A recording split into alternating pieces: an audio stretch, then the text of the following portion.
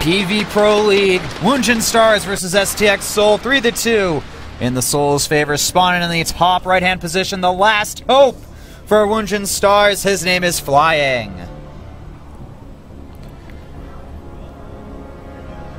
His opponent can finish the series and give STX Seoul the first ever Pro League championship. His name is Classic, spawning as Red Protoss on the bottom left position of the map. It comes down to PvP Pro League. So nervous, PvP man. Pro League. Yeah, exactly. That's what I kept thinking. It always comes down to PvP Pro League, man. But I'm so nervous because Flying, like, if he can do it, then we'll get to go to the ace match. I want to see that ace match so bad. I'm so curious to see who Woongjin Stars would send out against Innovation. Would it indeed be Soulkey once again? Or could we see someone like SOS come out with a brand new build that we've never seen before? Or is STXO even going to send out Innovation in set number 7 because it's so predictable from Woongjin Stars? I think if you have the best player in the world, you should always send him out in the ace, though. Yeah, that's not going to be any anticlimactic ending so far. I'm noticing in the back of the crowd there, I saw grinning smiles from Fantasy and Rain. And you know, this is not a short team league. This team league only happens once a year. Indeed. And we started from December. Now it's August 3rd, 2013.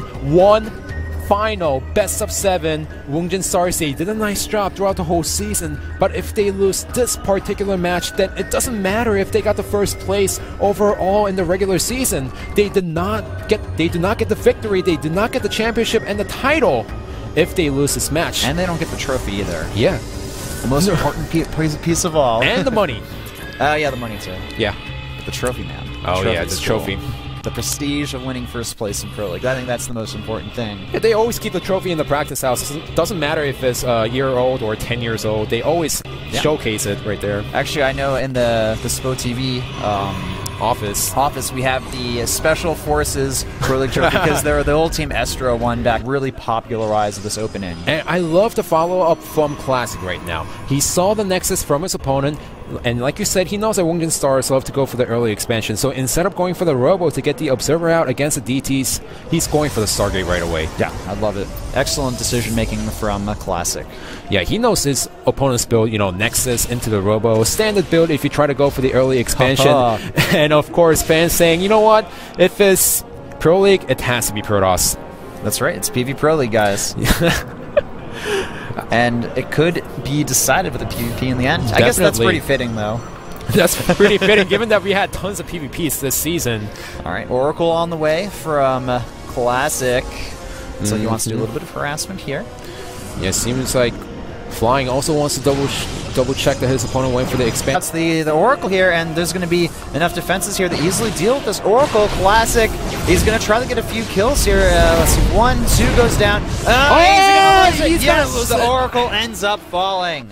So here's the problem. The Oracle investment did not really work out. His opponent is getting Immortals behind it, which means that he's going to have fantastic ground army. So the Phoenixes that he's gathering right now, he needs to gain complete map control. He needs to make sure his opponent stays inside the main base until the Blink and the Archon is out. Yeah, I do like this, going for the Twilight Council. Good decision, good follow-up, and ooh, really interesting, making a hallucinated Oracle here to try to just confuse his opponent a little bit. And also, you know, those Phoenixes can be used to kind of deny scouting a little bit.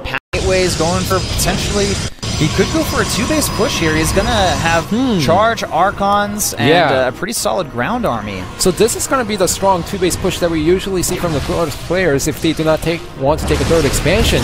And Classic, interestingly enough, he's going for Colossus behind this.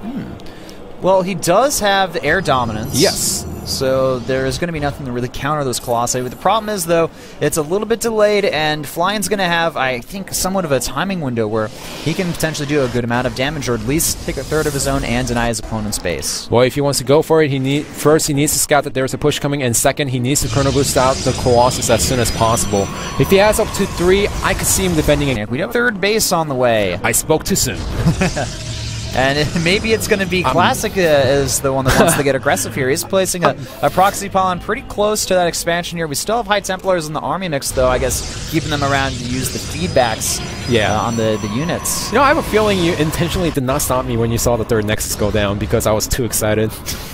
You are a little bit excited today, man, but no one can blame anyone for being excited today. It is the Pro League Finals. Yeah, you know what? Even the Korean casters, they always say we save our necks until the finals and we go all out on the final day. Alright, well, we're going to be moving into more of a standard macro game. The Phoenix will scout the Colossi as well. Classic can do right now is get her up to 4 Colossus and go for a timing attack before his opponent has too much army. And the problem is, I feel the gateway count is going to be really solid for flying, and he can go for a lot of kind of multi-pronged attacks as well. Very smart from Classic, taking the other expansion, other third base as well. Really smart by flying, knowing that he can't take the third base over there. But he seems like he wants to trap his opponent a little bit out of position, up in the third base area.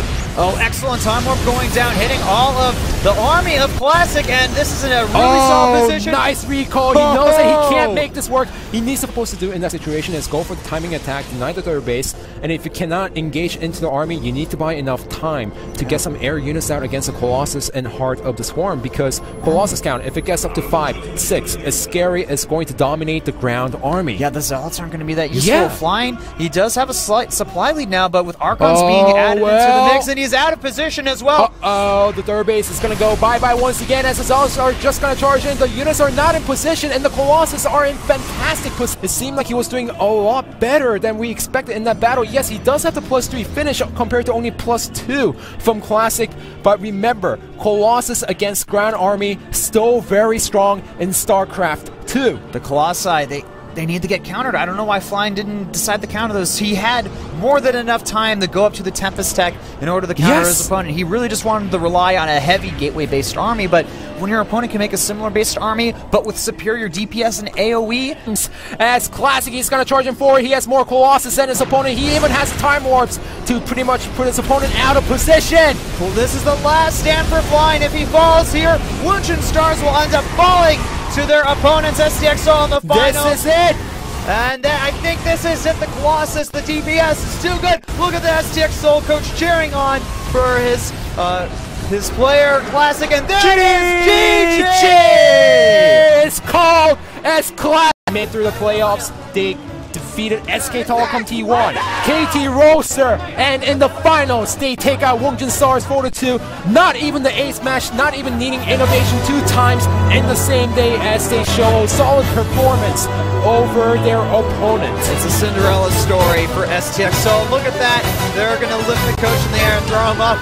Normally they do that with the players that win individual titles, but this is Pro League. In the regular season, with Wunchin Stars getting